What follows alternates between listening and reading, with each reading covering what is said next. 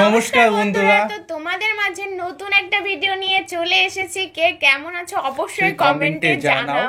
আর তোমরা কিন্তু খুব সুইট সুইট কমেন্ট করছো। তো একটা কিউএনএ ভিডিও অলরেডি এনেছি, এবার কিন্তু আরেকটা বানাবো ভাবছি, তার জন্য তোমাদের কমেন্টে জানাতে হবে। আর বিশেষত সেকেন্ড চ্যানেল লিংক ডেসক্রিপশন বক্সে লিংক দেওয়া আছে, সেখান থেকে তোমরা চেক আউট করতে পারো। আর আজকে ভিডিওতে বলছে যে দৃশ্যগুলো দেখে মানুষ কেঁদেছিল। তো অবশ্যই একটা কথা বলি, বাংলাদেশের মানুষ কিন্তু এইসব কন্টেন্টই চাচ্ছে। রিসেন্টলি ধরো এই যে হেনা তার বিভিন্ন দুঃখের যে ভিডিও সিনগুলো, সেগুলো কিন্তু কন্টিনিউ আমাদের রিকোয়েস্ট করছে। তো যেহেতু সব ক্লিপ আমরা চেষ্টা করেছি একটা ভিডিওর মধ্যে আনা অ্যাড করার, যে সমস্ত দৃশ্য দেখে মানুষ কেঁদেছিল সেই জামানায়, তো বুঝতেই পারছো চোখে জল এনেছিল কতটা ইমোশন। তো আমরাও দেখি যে কি কি ইমোশন ছিল সেই মুহূর্তে, সেই পুরনো স্মৃতি ঝালাই। তোমরাও ঝালাই করো, আমরাও নতুন ভাবে দেখি। তো অবশ্যই ভিডিওটি দেখবো, আর মেইন ভিডিও তোমার ডিসক্রিপশন বক্সে পেয়ে যাবে, ওখান থেকে তোমরা চেক আউট করতে পারো। গাইস, একটা রিকোয়েস্ট, প্লিজ সাবস্ক্রাইব করে পাশে থাকা বেল আইকনটি অল করে দিও নিত্য নতুন ভিডিও আপডেট পাওয়ার জন্য সবার প্রথমে। তো চলো গাইস, আজকে ভিডিওটি শুরু করা যাক। চাচা, বাড়ি ঘর এত সাজানো কেন? আর হেনা কোথায়? বিয়ে হয়ে গেছে। হায় হায় হায়, এটা হতে পারে না।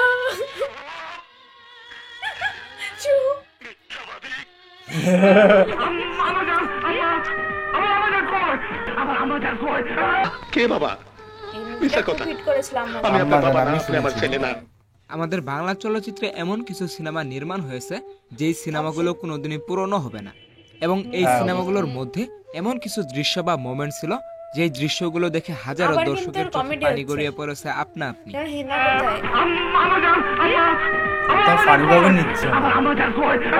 কে বাবা?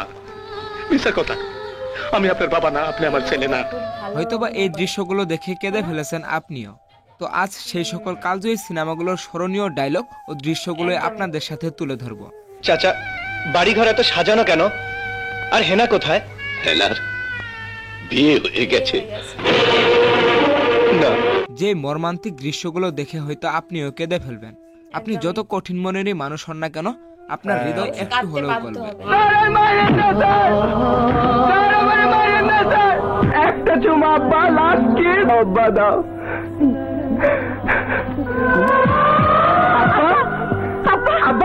তো চলুন দেখে নেওয়া যাক বাংলা সিনেমার ঐতিহাসিক মর্মান্তিক দৃশ্যগুলো।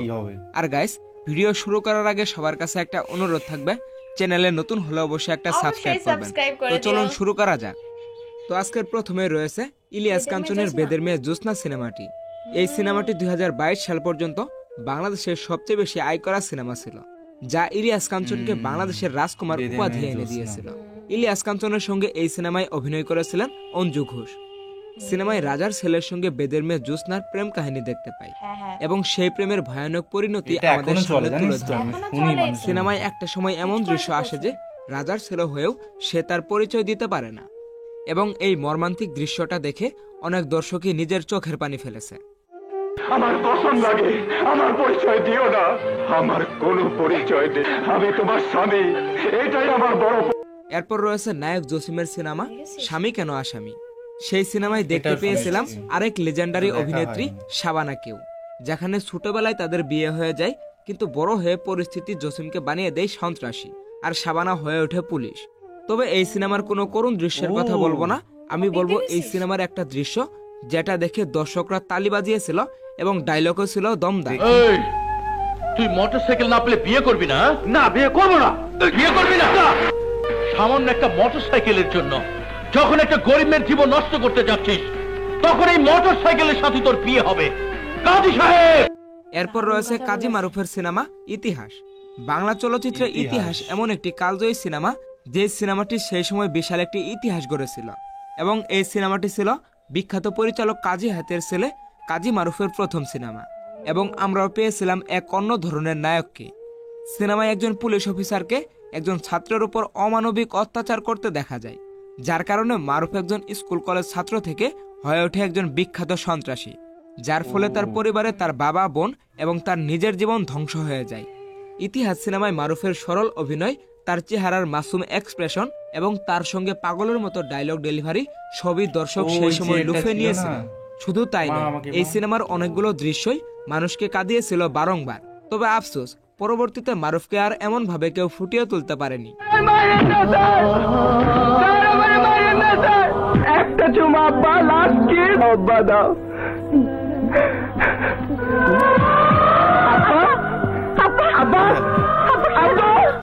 এরপর রয়েছে মেগাস্টার শাকিব খানের সিনেমা আমার স্বপ্ন তুমি, যে সিনেমায় আমরা দেখতে পাই গ্রামের একটি ছেলের ওয়ান সাইড লাভ বা একতরফা ভালোবাসার গল্প, বা বলতে পারেন অসমাপ্ত প্রেমের গল্প, যেখানে শাকিব খান শাবনূরকে প্রাণের চেয়ে বেশি ভালোবাসলেও শাবনূরের বাবা শাবনূরের উজ্জ্বল ভবিষ্যতের কথা চিন্তা করে শহরের সাহেব ফেরদৌসের সঙ্গে তার বিয়ে দেয়। কিন্তু শাকিব খান তার ভালোবাসাকে ভুলতে পারে না, যার কারণে এক পর্যায়ে তার ভালোবাসার মানুষের জামাই মানে ফেরদৌসকে মেরে ফেলার চেষ্টা করে।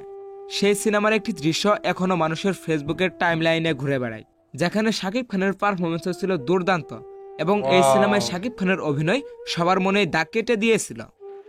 এটাই শাকিব খানের টপ প্রথমে হিট করেছিল, এখান থেকেই মানে হিট হয়েছে। এরপর রয়েছে নায়ক মান্না ও আলমগীরের সিনেমা জীবনের গল্প। মান্না ও আলমগীরের অভিনয় ছিল অসাধারণ, যারা তাদের অভিনয়ে একজন আরেকজনকে ছাপিয়েছিলেন। সিনেমায় আমরা বাবা ছেলের এক ভয়ানক লড়াই দেখতে পাই এবং এই লড়াইয়ে কেউ জিততে চায় না। উপরে উপরে জেনে একজন অন্যজনকে ধ্বংস করে দেবে, কিন্তু ভিতরে ভিতরে নিজেরাই পুড়ে ছাই। সেই সিনেমায় আলমগীরের একটি দৃশ্য সকলকেই কাঁদিয়ে ছেড়েছিলেন, যে তিনি তার সন্তানকে কতটা ভালোবাসে। প্রতিটি মুহূর্তে আশা করে বসে থাকতাম তুই ফিরে আসবি, এসে বলবি বাবা আমার ভুল হয়েছে, আসিস বাবা তুমি আসিস। তো এরপর রয়েছে স্যার হুমায়ুন ফরিদির সিনেমা অনেক দিনের আশা, যেখানে হুমায়ুন ফরিদির ছেলে হিসেবে দেখতে পেয়েছিলাম সিনেমায় বাবা ও সন্তানের একটি করুণ গল্প দেখতে পাই, যেখানে বাবা এবং মা নিজেদের সবটা দিয়ে ছেলেকে পড়ালেখা করায় এবং ছেলের উজ্জ্বল ভবিষ্যতের জন্য ছেলেকে শহরে পাঠায়। কিন্তু নিষ্ঠুর শহরে এসে ছেলে শহরের রঙের সঙ্গে মিশতে গিয়ে তার বাবা মাকেই কুটে এনে দাঁড় করায়। সেখানে স্যার হুমায়ুন ফরিদির বলা ডায়লগগুলো বাংলার হাজারো মা বাবার কথা তুলে ধরে তার মর্মান্তিক অবিস্মরণীয় এক্সপ্রেশন ডায়লগ ডেলিভারির মাধ্যমে। আমি এর বাপ কিনা সে কথা জিগামো না, আমার স্ত্রী তার মা কিনা তাও জিগামো না, কার বুকের দুধ খেয়ে সে মানুষ হইলো, কার পিঠে চড়ে সে পাঠশালায় গেল, আমি কিছুই জিগামো না। তারে শহরে রেখে লেখাপড়া করাইতে দুইটা মানুষ কতদিন না খায়া থাকছে, দুইটা মানুষ রাত দিন খাইটা একটা দুইটা করে টাকা কেমনে জমাইছে, তার পরীক্ষার ফিস দেওয়ার জন্য শরীরের রক্ত কেমনে বেচছে। দর্শক, হুমায়ুন ফরিদির এই সিনেমাটি আপনাদের কেমন লেগেছে অবশ্যই কমেন্টে জানাবেন। এরপর রয়েছে নায়করাজ রাজ্জাকের বাবা কেন চাকর সিনেমাটি, যেই সিনেমায় আমরা একটি পরিপূর্ণ পরিবারের গল্প দেখতে পেয়েছিলাম। সাথে ছিল নায়করাজ রাজ্জাকের ছেলে বাপ্পারাজ। সিনেমায় একটা পরিবারের উত্থান পতনের গল্প দেখতে পেয়েছিলাম এবং কিভাবে অনেক সন্তান প্রতিষ্ঠিত হওয়ার পর তার উপরে সবচেয়ে বড় ছায়া বাবা এবং মা তাদেরকে দূরে ঠেলে দেয় এবং কিভাবে একটা সংসার ধ্বংস হয়ে যেতে পারে। সিনেমাটি এত পরিমাণ হিট হয়েছিল যে সেই সময় কলকাতাতে রিমেক করা হয়েছিল সিনেমাটি। নায়করাজ রাজ্জাকের অভিনয়ের একটি বিশেষ গুণ ছিল তিনি হাসতে হাসতে কাঁদতে পারতেন, আবার কাঁদতে কাঁদতে হাসতেও পারতেন। তার অভিনয় গুণ এতটাই নিখুঁত ছিল যে সকল বাবারাই তার অভিনয় নিজেদের মধ্যে রিলেট করত। বাবা কেন চাকর সিনেমার গল্পটা আমাদের এমন জায়গায় এনে দাঁড় করায় যে বাবা তার সন্তানকে অফিসের উপরতলায় বসার যোগ্যতা অর্জন করে দেয়, সেই বাবাকে তার সন্তানের টেবিলে চা দেওয়ার চাকরি করতে হয়। বাবা কেন চাকর সিনেমার কিছু দৃশ্য আজও মানুষের চোখে ভাসে। তাই বুড়ো মেয়াকে তো আগে দেখিনি, চাকরি তা বুড়ো মেয়া তুমি কি আমার বাড়ির থেকে খাবার এনে দিতে পারবে? না, আমি তো বাবা নই, আমি তো তোদের বুড়ো মিয়া। কিন্তু মনে রাখবেন বড় সাহেব, এই বাড়িটা আজও এই বুড়ো মিয়ার। এরপর রয়েছে মহানায়ক মান্নার আম্মাজান সিনেমাটি। আম্মাজান বাংলাদেশের চলচ্চিত্রের এমন একটি সিনেমা বলা হয়ে থাকে, এমন সিনেমা যুগে একবার আসে। তবে এই সিনেমার 2 যুগ পার হয়ে গেলেও এরকম সিনেমা বাংলাদেশে আর কেউ বানাতে পারেনি। এই সিনেমায় যদি মান্না না থাকতো তাহলে হয়তো আম্মাজান সিনেমাটি অসম্পূর্ণই থেকে যেত। আম্মাজান সিনেমায় আমরা ছোটবেলায় একজন সন্তানের সামনে একজন মায়ের করুণ পরিণতি দেখতে পাই, যার কারণে সন্তান বড় হয়ে পুরো দুনিয়াটা মায়ের হাতে এনে দিলেও তার মা তার সঙ্গে কথা বলে না, কিংবা মান্না তার মায়ের হাসি মুখ দেখতে পায় না। সিনেমায় আমরা মান্নাকে একজন মা পাগল গ্যাংস্টারের রোল প্লে করতে দেখি। বর্তমানে তো আমরা অ্যানিমেলের মতো সিনেমা দেখে পাগল, অথচ মান্না আম্মাজান সিনেমায় বাদশা নামের যে গ্যাংস্টারের রোল প্লে করেছিল, যেমন সাইকো তেমনই নৃশংস, অথচ মায়ের জন্য পাগল। তো যাই হোক গাইস, আম্মাজান সিনেমায় এত পরিমাণ হৃদয় কাঁপানো দৃশ্য ছিল যে কোনটা রেখে কোনটা বলবো। এই সিনেমায় অনেকগুলো দৃশ্য ছিল যা দর্শকের চোখের পানি বের করে ছেড়েছিল। আম্মাজান, আপনি আমার সাথে কথা কইতেছেন? ডাক্তার, 1 ঘন্টা আমার আম্মাজানকে পাশে রাখবা। 22 বছর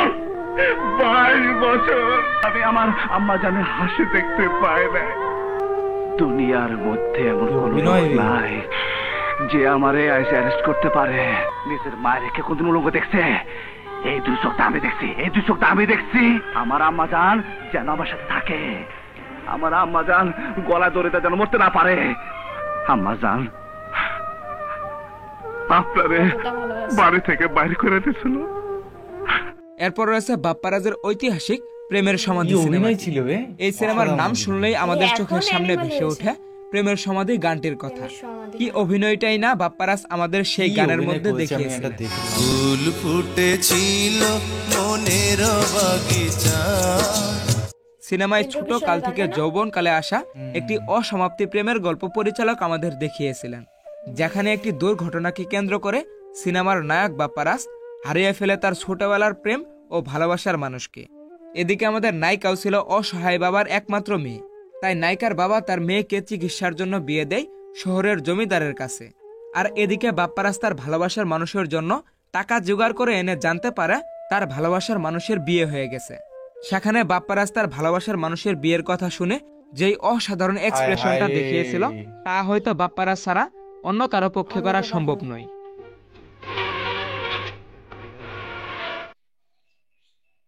এটা তো কন্টেন্ট তো, যেহেতু সাউন্ড আসছে না। সিনেমাটি বাংলাদেশের দর্শকদের কাছে এত পরিমাণ ভালোবাসা পেয়েছিল যে যার কারণে কলকাতাতেও এই সিনেমাটি রিমেক করা হয়। এবং এই সিনেমায় বাপ্পারাজের বলা ডায়লগ চাচা হেনা কোথায়, এই ডায়লগটি বর্তমানে এত পরিমাণ হিট হয়েছে যে এই ডায়লগটি দীর্ঘ 28 বছর পরে এসেও দর্শকদের কাছে যে পরিমাণ ভালোবাসা পেয়েছে তা সত্যিই অভাবনীয়। চাচা, বাড়িঘর এত সাজানো কেন? আর হেনা কোথায়? হেনার বিয়ে হয়ে গেছে। এবং গাইস, বাপ্পারাজের অভিনয় আপনাদের কেমন লাগে অবশ্যই কমেন্টে জানাবেন। আর গাইস, আমাদের আজকের ভিডিও অনেক লম্বা হয়ে যাবে, সেই কারণে অনেক সিনেমায় বাদ পড়তে পারে। এবং যেই সিনেমাগুলো বাদ পড়েছে এবং যে করুণ কাহিনীটি আপনাদের মনে দাগ কেটে যায় সেই করুণ কাহিনীর ডিটেইলস অবশ্যই আমাদের কমেন্ট বক্সে জানিয়ে যাবেন। গাইস কমেন্টে জানিয়ে দিও। আর বাপ্পা যে একটা কথা বলবো, রিসেন্টলি কিন্তু একটা রিল ভাইরাল হচ্ছে যেটা হেনা কোথায়, ওটা রিলটা আমি দেখলাম, খুব মানে সুন্দর। ওইটা কিন্তু কমেডি সোর্সে যতই হোক না কেন ঐতিহাসিক সেই বিষয়টা কিন্তু কেউ আনতে পারবে না, ওনার মতন অভিনয় কেউই করতে পারবে না। মানে রিসেন্টলি ওনার ভিডিও ভাইরাল হয়েছে ওটা দিয়ে। আমি কিন্তু আজকে একটা জিনিস লক্ষ্য করলাম যে অ্যানিমাল মুভি কিন্তু আম্মাজানের মুভির মতনই পুরো সেম টু সেম। আমি ঠিক বলতে পারবো না, অ্যানিমাল মুভিতে ওর বাবার জন্য পাগল, কিন্তু আম্মাজান মুভিতে ওর মার জন্য পাগল। মানে বাংলাদেশে সেই পুরনো কাহিনী আবার ঘুরে ফিরে অ্যানিমাল তৈরি হচ্ছে।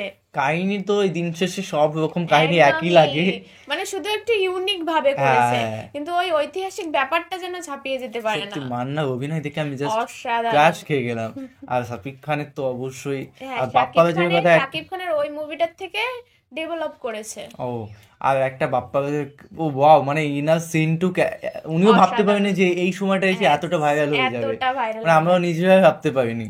তো অবশ্যই ভিডিওটি কেমন লাগলো কমেন্টে জানিয়ে দিও। আর যেরকম ননি গানটা এই সময় এসে কত বছর পরে এসে ভাইরাল, মানে বাঙালিরাই ভাইরাল করেছে গানটাকে, আর কেউ করেনি। ওটাকে বাজে ভাবে মিনিং নিচ্ছিল, এখন নরমাল হয়ে গেছে, মানে গানটা খুব সুন্দর লাগে। তো যাই হোক না কেন, নতুন একটা ফ্রেশ ভিডিওতে দেখা হবে। সাবস্ক্রাইব করে দিও, এরকম ভালোবাসা দিতে থাকো। নেক্সট ভিডিও নিয়ে আসবো। তো চলো guys, bye bye, tata, take care.